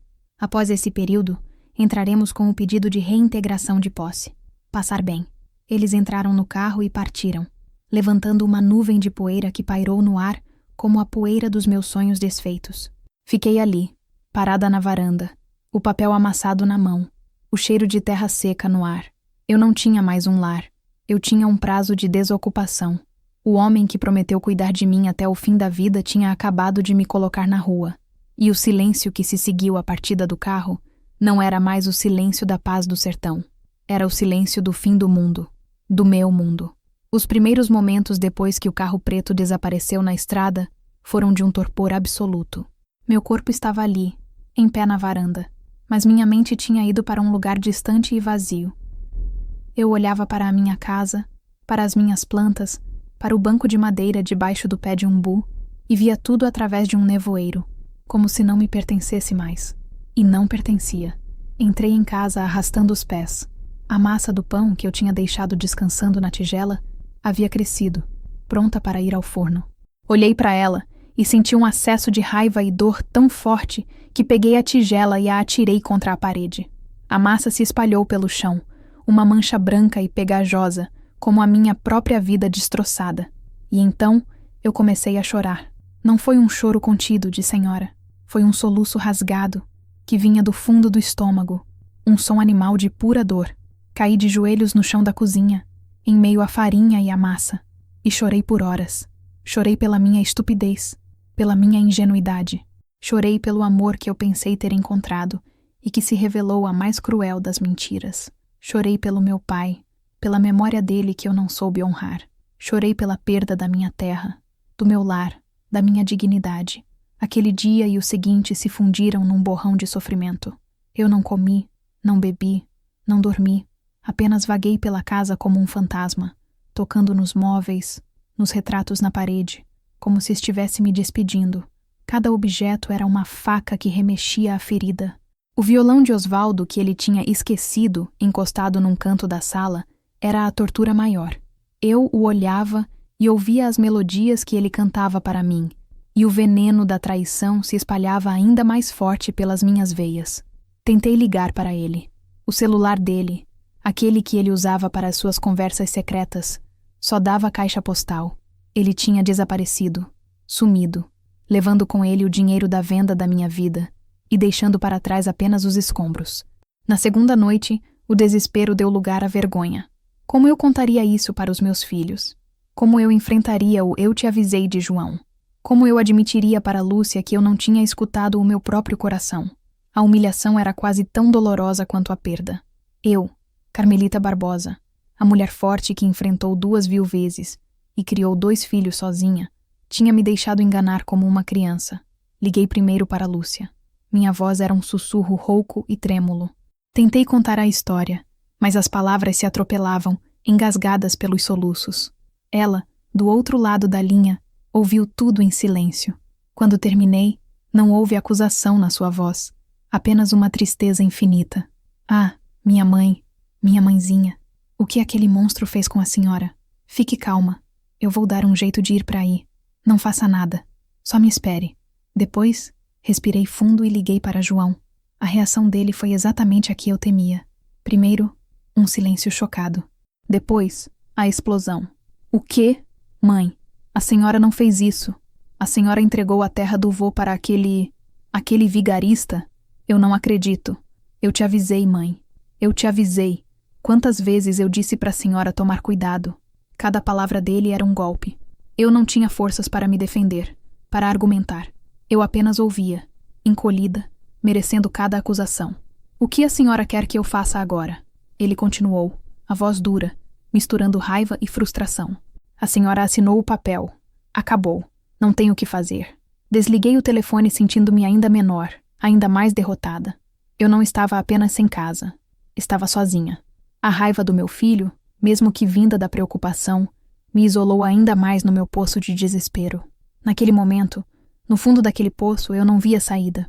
Eu considerei simplesmente esperar os 30 dias passarem e me entregar ao destino, ir morar de favor com um dos filhos, um fardo, uma velha tola que jogou sua história no lixo. A Carmelita forte, a Melita da esperança, estava morta. Pelo menos, era o que eu pensava. A terceira noite foi a mais escura. A casa estava mergulhada num silêncio fúnebre. Eu estava deitada na cama, de olhos abertos, encarando o teto que em breve não seria mais meu. O poço do desespero era fundo, frio e parecia não ter fim. Eu tinha desistido. O cansaço da dor era tão grande que a única coisa que eu queria era que tudo acabasse. Foi então que algo aconteceu. No meio da madrugada, ouvi um barulho vindo do quintal. O pinto de uma das minhas galinhas. Um som agudo e insistente. Era um chamado de vida. Uma pequena criatura anunciando um novo dia, alheia à minha desgraça. Aquele som tão simples, tão rotineiro por algum motivo, furou a minha bolha de apatia. Levantei-me e fui até a janela. A lua, quase cheia, banhava o meu sítio com uma luz prateada. Olhei para a minha horta, para as folhas de couve brilhando de orvalho, para o pé de umbu, majestoso e silencioso, a testemunha de toda a minha vida. E, de repente, a imagem do meu pai veio à minha mente com uma clareza avassaladora. Lembrei-me de uma vez, quando eu era menina, que uma seca terrível tinha castigado a região. Tudo estava morto, esturricado. Meu pai, em vez de se lamentar, passava os dias cavando o leito seco do riacho, em busca de um fio de água. Todos diziam que ele era louco, que estava perdendo seu tempo. E depois de semanas de trabalho exaustivo, ele encontrou uma pequena nascente, fraca, mas que foi o suficiente para salvar nossa pequena plantação e os nossos animais. Naquele dia, ele me disse: Melita, a gente só é derrotado de verdade quando para de cavar. A gente só é derrotado de verdade quando para de cavar. A frase ecoou na minha cabeça como um trovão. E eu, o que estava fazendo? Estava deitada esperando o fim. Eu tinha parado de cavar. Naquele instante, uma fagulha se acendeu na escuridão do meu desespero. Uma fagulha de raiva. Não a raiva impotente que me fez atirar a massa do pão na parede, mas uma raiva fria, cortante. Uma raiva que se transformou em determinação. Aquele vigarista tinha levado a minha terra, o meu dinheiro, a minha paz, mas ele não ia levar a minha força. Ele não ia transformar a filha de Inácio Barbosa numa coitada. Saí da cama, acendi o lampião e fui até a sala. Peguei o violão dele, aquele instrumento de mentiras, e o levei para o quintal. Sem hesitar, quebrei-o com toda a minha força contra o tronco do pé de umbu. O som da madeira se partindo foi libertador. Foi o meu grito de guerra. Voltei para dentro, lavei o rosto, prendi o cabelo e fiz um café forte. Sentei-me à mesa da cozinha, a mesma mesa onde ele tinha me seduzido com suas promessas, e peguei um caderno velho e um lápis. Comecei a escrever. Anotei tudo o que eu lembrava. As datas, as conversas, as mentiras sobre a aposentadoria, o sobrinho endividado, a visita do agrimensor. Tentei lembrar cada detalhe da ida ao cartório, o jeito apressado dele, os papéis que ele não me deixou ler direito. Enquanto escrevia, a tristeza não desapareceu, mas ela ganhou uma companheira, a lucidez. Eu não era uma vítima passiva. Eu era uma mulher que tinha sido enganada, e agora eu ia lutar. Eu não sabia como, não sabia se era possível, mas eu ia tentar, eu ia cavar. Lembrei-me da minha prima Marilda, que trabalhava como escrevente no cartório de Brotas. Talvez ela entendesse daqueles papéis. Lembrei-me do Sindicato dos Trabalhadores Rurais na cidade, que tinha um departamento jurídico para ajudar gente como eu. As ideias começaram a surgir, pequenos fios de esperança numa teia de desolação. Naquela terceira noite, a velha Melita, a viúva enganada, morreu, e das cinzas dela, uma nova mulher começou a nascer. Uma mulher que não chorava mais pelo amor perdido, mas que se preparava para a batalha pela sua dignidade. O sol nasceu naquela manhã, e pela primeira vez em 3 dias, eu não o vi como um anúncio de mais um dia de sofrimento. Eu o vi como o começo da minha luta, com o plano traçado no meu caderno e o coração armado de uma nova e frágil coragem. Eu sabia qual era o meu primeiro passo. Precisava de ajuda profissional. Sozinha, eu era apenas uma senhora com uma história triste. Com a lei do meu lado, talvez eu pudesse ser mais. Vesti a minha melhor roupa, a mesma que usei para ir ao forró com ele, mas que agora tinha um novo propósito. Não era para a dança, era para a guerra. Peguei o primeiro ônibus para a sede do município, onde ficava o Sindicato dos Trabalhadores Rurais. A viagem foi diferente daquela que fiz com Osvaldo para Seabra. Eu não olhava a paisagem com olhos sonhadores, mas com a determinação de quem ia lutar por cada palmo daquele chão que passava pela janela. A sede do sindicato era uma casa simples, com gente da roça, como eu, sentada em bancos de madeira, esperando para ser atendida. O cheiro era de suor e esperança. Senti-me em casa. Depois de uma longa espera, fui chamada para uma pequena sala nos fundos. Atrás de uma mesa cheia de papéis, estava um rapaz que não devia ter a idade do meu neto mais velho.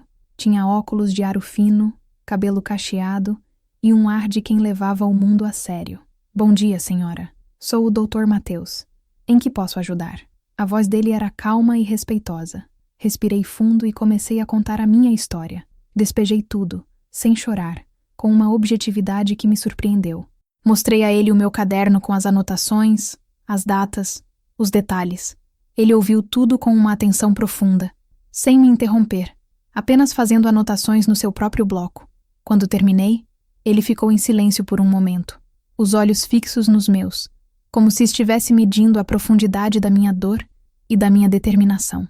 Dona Carmelita, ele disse finalmente, o que esse homem fez com a senhora foi de uma crueldade sem tamanho. E, infelizmente, é um golpe mais comum do que se imagina, especialmente com pessoas idosas e de boa fé. O coração murchou um pouco. Comum. Então era só isso. Eu era mais um número na estatística dos tolos. Mas ele continuou, e seu tom mudou. Isso não quer dizer que não há o que fazer. Pelo que a senhora me contou, temos alguns indícios fortes de que houve o que a lei chama de vício de consentimento. A senhora foi induzida ao erro, enganada. Sua vontade não era livre no momento da assinatura. Era baseada numa mentira. Uma pequena chama de esperança se acendeu. O senhor acha que a gente pode reverter isso? Não vou lhe prometer nada, dona Carmelita. Casos assim são difíceis. A escritura pública tem fé. É um documento forte. Mas nós vamos lutar. O primeiro passo é entrar com uma ação anulatória de negócio jurídico, alegando dolo.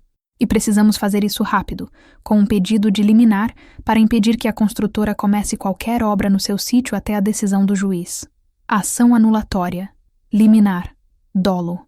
Eram palavras que eu nunca tinha ouvido, mas que soavam como música.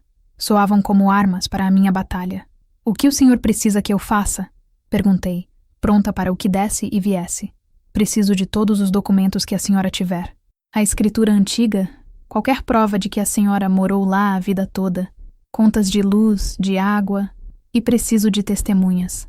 Pessoas que possam confirmar que o seu Osvaldo apareceu de repente, que ele prometia mundos e fundos, que a senhora mudou depois de conhecê-lo. Pensei em Dona Zefinha, com sua língua afiada, mas seu fundo bom. Pensei no dono da venda, que viu Osvaldo comigo tantas vezes. Pensei até nos meus filhos. A raiva de João poderia se transformar em força para me ajudar a lutar. Mas a peça-chave da minha história veio à minha mente. Doutor, eu tenho uma prima, a Marilda. Ela trabalha no cartório daqui de Brotas. Ela não participou da assinatura, que foi em Seabra, mas ela entende desses papéis. Talvez ela possa ajudar. Os olhos do Dr. Mateus brilharam. Isso é excelente, Dona Carmelita. Uma pessoa de dentro do sistema pode nos ajudar a encontrar alguma irregularidade, alguma falha no processo que ele usou. Fale com ela. Com discrição. Saí da sala do doutor. Mateus sentindo-me outra mulher. Eu não estava mais sozinha. Eu tinha um aliado. A porta da justiça, que parecia tão distante e inalcançável, tinha se aberto uma fresta para mim. O caminho seria longo e difícil, eu sabia. Mas pela primeira vez desde aquela manhã terrível, eu senti que a minha terra não estava perdida. Ela estava esperando que eu lutasse por ela. E era exatamente isso que eu ia fazer. O primeiro passo foi procurar minha prima Marilda. Fui até a casa dela depois do expediente do cartório, para que pudéssemos conversar com calma. Marilda era mais nova que eu, uma mulher prática e sem rodeios. Contei a ela toda a história, sem poupar os detalhes da minha própria tolice. Ela me ouviu com a testa franzida, balançando a cabeça em desaprovação, mas sem me julgar. Prima, que desgraça, ela disse quando terminei. Esse homem é um criminoso da pior espécie, que se aproveita do coração dos outros. Você acha que tem salvação, Marilda? Olha, como o doutor disse, é difícil. O que está assinado, está assinado. Mas vamos ver. Você tem uma cópia do documento que aqueles homens te mostraram? Entreguei a ela o papel amassado. Marilda o alisou sobre a mesa, colocou os óculos e começou a analisá-lo com olhos treinados. Ela lia cada linha, cada carimbo, cada assinatura. Interessante, ela murmurou. A transferência foi feita como compra e venda. Ele declarou um valor aqui, um valor baixo, bem abaixo do mercado, para pagar menos imposto. Isso já é um indício de fraude. Mas a sua assinatura está aqui. Ela parou, olhando fixamente para a minha assinatura. Pegou uma lupa na gaveta. Prima, quando você assinou, você estava nervosa? Muito. Minha mão tremia. Dá para ver.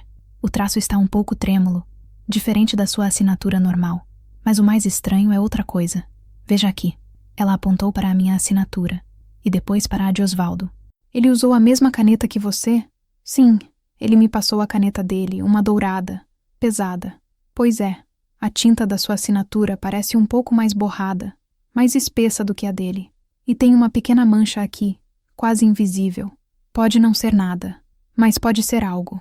Vou dar uma olhada nos livros do cartório de Seabra. Tenho uns contatos lá. Vou pedir para ver o documento original.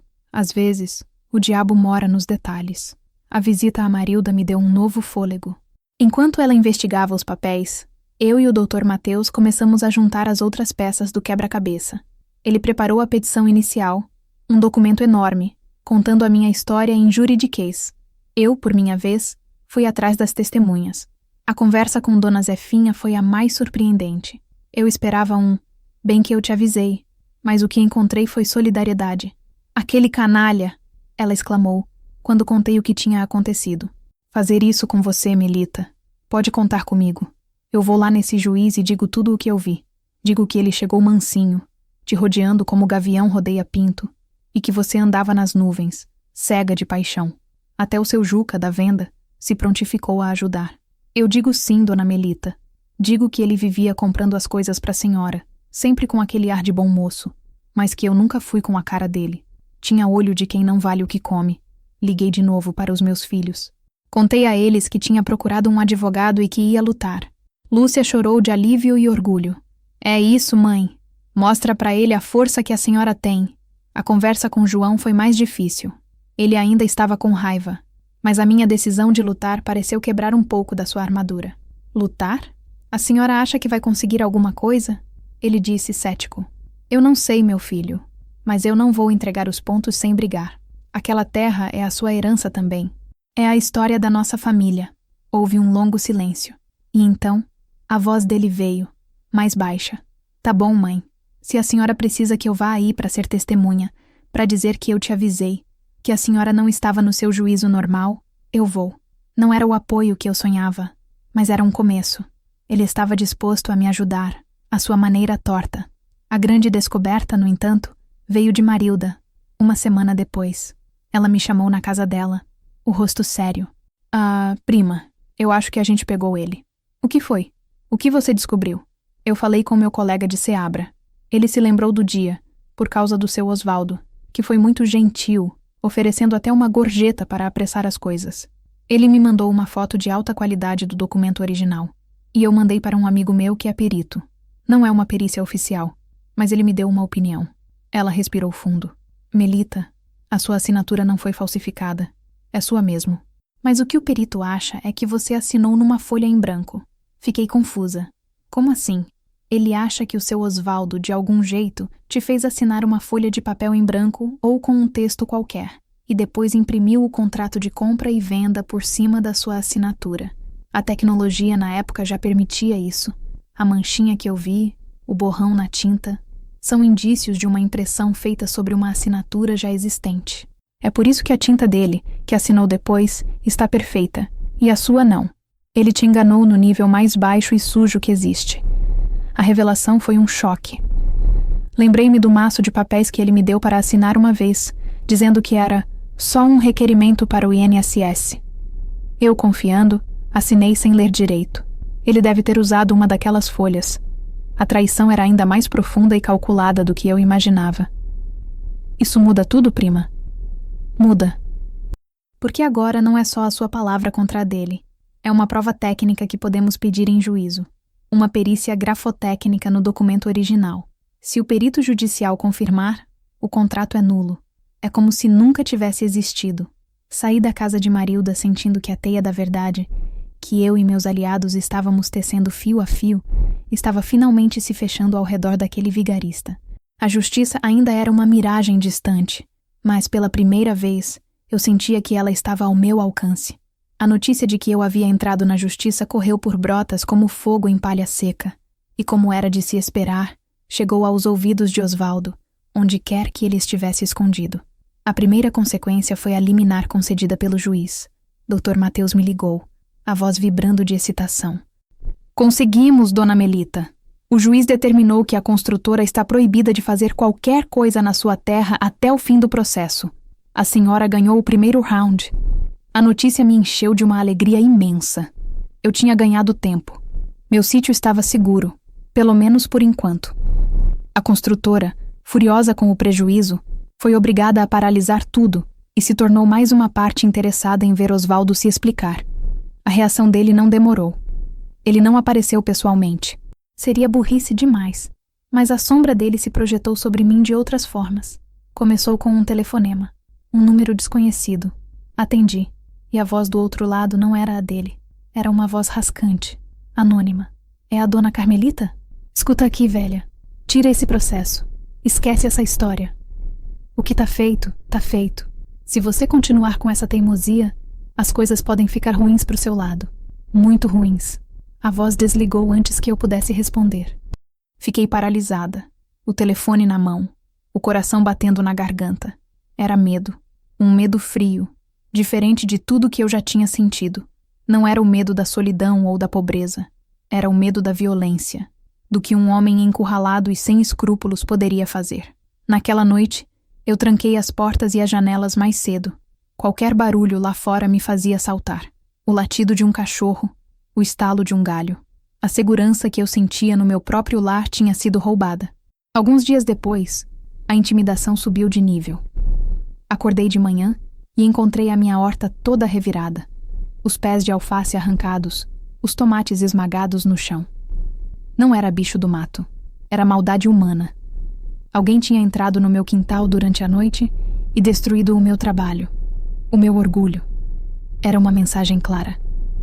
Nós podemos entrar aqui quando quisermos. Liguei para o Dr. Mateus em pânico. Ele me acalmou e me orientou a ir à delegacia e registrar um boletim de ocorrência por ameaça e dano.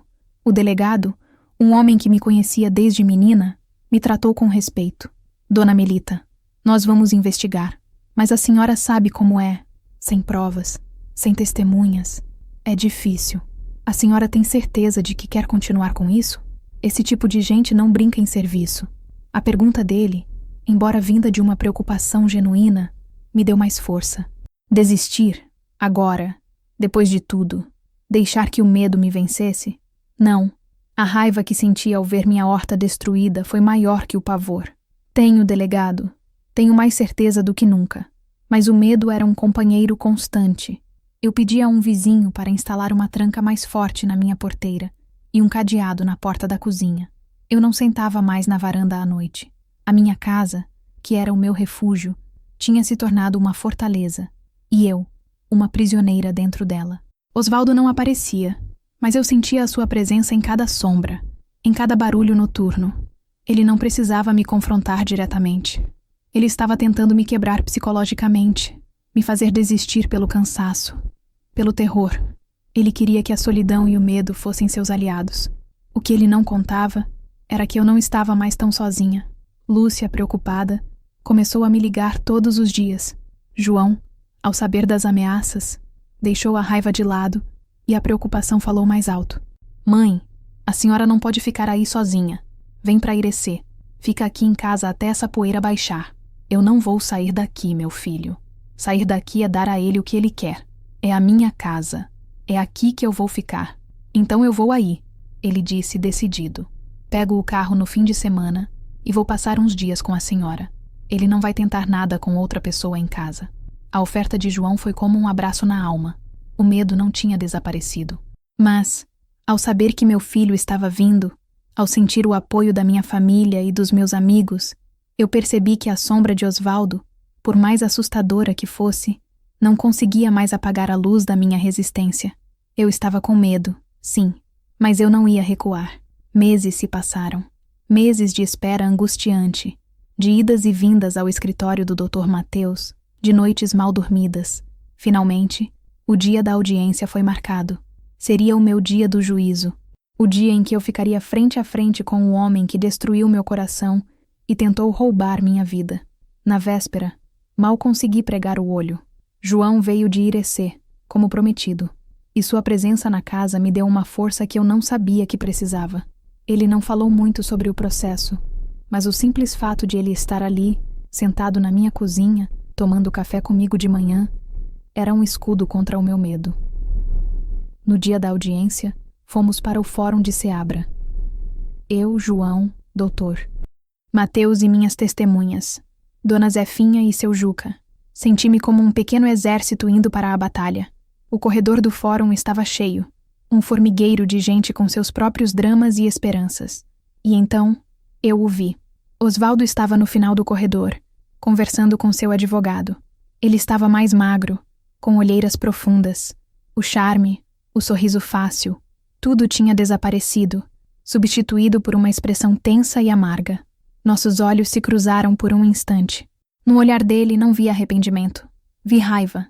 Raiva por eu não ter sido a vítima perfeita, por eu não ter aceitado a minha derrota em silêncio. Desviei o olhar, o coração martelando. Dentro da sala de audiência, o ar era pesado. A juíza, uma mulher de meia idade com um olhar severo, mas justo, pediu silêncio e deu início aos trabalhos. A primeira a falar fui eu. Dr. Mateus me fez as perguntas, e eu contei a minha história. Desta vez não para um advogado ou para uma prima, mas para a justiça. Tentei manter a voz firme, segurando as lágrimas. Contei como o conheci, como fui seduzida, como ele me enganou com a história da aposentadoria, como assinei os papéis confiando nele. O advogado de Osvaldo tentou me desestabilizar, fez perguntas capciosas, insinuando que eu era uma mulher senil, que eu estava inventando tudo, porque me arrependi do negócio, que eu tinha vendido a terra por livre e espontânea vontade, e agora queria voltar atrás. Mas Dr. Mateus tinha me preparado para isso. Eu respondia tudo com calma, olhando para a juíza. Eu posso ser uma mulher simples, doutor, mas não sou mentirosa. E nem sou louca. Depois vieram minhas testemunhas. Dona Zefinha, com seu jeito expansivo, contou como Osvaldo me cercou e como eu parecia enfeitiçada. Seu Juca confirmou a mudança no meu comportamento. João contou sobre suas ligações, seus avisos, sua preocupação com a minha ingenuidade. O retrato de uma mulher vulnerável sendo manipulada estava sendo pintado para a juíza. Então, foi a vez de Osvaldo. Ele contou a sua versão da história. Uma mentira deslavada. Disse que nos apaixonamos, sim, mas que eu, preocupada com o futuro e querendo ajudá-lo, ofereci a terra para ele. Disse que eu insistia em vender, que eu mesma sugeri o negócio com a construtora para que pudéssemos ter dinheiro e viver bem. Ele se pintou como um homem que apenas aceitou a generosidade da mulher que amava. A frieza com que ele mentia, olhando nos meus olhos, Era nauseante. O ponto de virada foi quando o Dr. Mateus pediu a palavra e apresentou o laudo preliminar do perito contratado por Marilda, solicitando à juíza uma perícia oficial no documento original. O advogado de Osvaldo protestou. Disse que era uma manobra para atrasar o processo. Mas a juíza, com a testa franzida, olhou para o documento, olhou para Osvaldo e deferiu o pedido. A perícia será realizada, ela disse, batendo o martelo. A audiência está suspensa até a chegada do laudo. O resultado da perícia oficial demorou semanas, mas quando chegou foi conclusivo. Confirmou exatamente o que o amigo de Marilda suspeitava. A minha assinatura tinha sido colhida em um papel, e o contrato, impresso depois, era a prova cabal da fraude. Na nova audiência, o clima era outro. O advogado de Osvaldo, diante da prova técnica, tentou um acordo. Ofereceu devolver uma parte do dinheiro.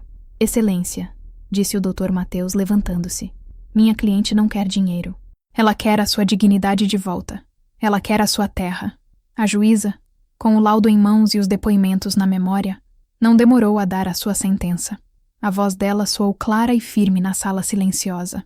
Julgo procedente o pedido da autora para anular o negócio jurídico de compra e venda por comprovado vício de consentimento mediante dolo. A propriedade do imóvel retorna à senhora Carmelita Barbosa e determino a extração de cópias para o Ministério Público para a apuração do crime de estelionato. Naquele momento, o mundo parou. Eu tinha conseguido. Eu tinha vencido. Olhei para Osvaldo. Ele estava pálido, derrotado. A máscara tinha caído. Ele não era o violeiro encantador, nem o golpista astuto. Era apenas um homem pequeno, um criminoso que seria julgado por seus atos. Saí do fórum amparada por João. O sol lá fora parecia mais brilhante. As lágrimas que eu segurei por tanto tempo finalmente vieram. Mas não eram lágrimas de tristeza. Eram lágrimas de alívio, de justiça, de vitória. Eu não tinha apenas recuperado a minha terra. Eu tinha recuperado a mim mesma. Voltar para casa naquele dia foi como nascer de novo. Ao passar pela porteira, que agora me pertencia de fato e de direito, senti um alívio tão profundo que minhas pernas bambearam. João me segurou. Um raro sorriso de orgulho no rosto. A senhora conseguiu, mãe. A senhora conseguiu. A primeira coisa que fiz foi ir até o quintal. A horta, que tinha sido vandalizada, já mostrava novos brotos verdes. A vida, teimosa, sempre encontra um jeito de recomeçar. Abracei o tronco do pé de umbu, a minha velha testemunha silenciosa, e agradeci. Agradeci à memória do meu pai, a minha coragem, a Deus. Osvaldo sumiu do mapa. Ouvi dizer que, para não ser preso, fez um acordo com a construtora, devolveu o dinheiro e desapareceu de vez. Nunca mais ouvi falar dele. Para mim, ele se tornou apenas uma cicatriz, uma lembrança dolorosa do preço da ingenuidade, mas também da descoberta da minha própria força. A vida no sítio voltou ao normal, mas eu não era mais a mesma. A experiência, por mais terrível que tenha sido, me transformou. A solidão não me assustava mais como antes. Eu aprendi a apreciar a minha própria companhia, a encontrar alegria nas pequenas coisas, o cheiro da terra molhada, o sabor de um tomate colhido na hora, o silêncio da noite que agora era de paz e não de medo. Meus filhos passaram a me ver com outros olhos. O respeito deles, que antes era pelo meu papel de mãe, agora era pela mulher que eu tinha me mostrado ser. Eles me ligavam com mais frequência, não por obrigação, mas por um desejo genuíno de saber como eu estava. Com a ajuda de João, pintei a porteira de novo. E no arco de madeira, escrevi com letras caprichadas: Sítio Esperança, porque foi a esperança que me manteve de pé, a esperança que me fez cavar quando eu estava no fundo do poço. Hoje, quem passa pela estradinha de terra e vê a minha casa pintada, o jardim florido e a horta viçosa, me cumprimenta com um novo respeito. Não sou mais a viúva coitada, nem a velha que caiu no golpe. Sou a Dona Melita da Esperança. E eu gosto desse nome. Ele me serve. Às vezes, sentada no banco debaixo do pé de umbu, o mesmo banco que ele construiu, eu penso em tudo o que aconteceu. Penso no amor que senti, na dor da traição, na força que descobri. Pergunto-me se faria tudo de novo. E a resposta vem suave como a brisa do fim de tarde. O amor. Talvez eu aceitasse de novo. A gente nunca deve fechar a porta para o afeto. Mas a lição, essa eu aprendi para sempre. Outro dia, encontrei um violão velho para vender na feira. Baratinho. Comprei. Não para esperar por um novo violeiro, mas para aprender a tocar eu mesma as minhas próprias melodias. Porque a minha história me ensinou que a felicidade mais segura é aquela que a gente mesma aprende a construir, com as próprias mãos, no nosso próprio chão. E essa, meus amigos, é a minha história. Uma história que me custou caro, mas que me devolveu o bem mais precioso que eu tenho, eu mesma. Se essa minha jornada, com suas quedas e seus recomeços, tocou o seu coração de alguma forma, eu ficaria muito feliz em saber. Deixe um comentário aqui embaixo. Me conte o que você sentiu. Suas palavras são como adubo para a minha horta. Me ajudam a florescer. E se ainda não fez isso, se inscreva no nosso canal e deixe o seu like. Assim, outras histórias de gente de verdade, como eu e você, podem encontrar o caminho e nos lembrar que, não importa a idade ou o tombo, a gente sempre pode se levantar e plantar a esperança de novo. Um grande abraço da Melita.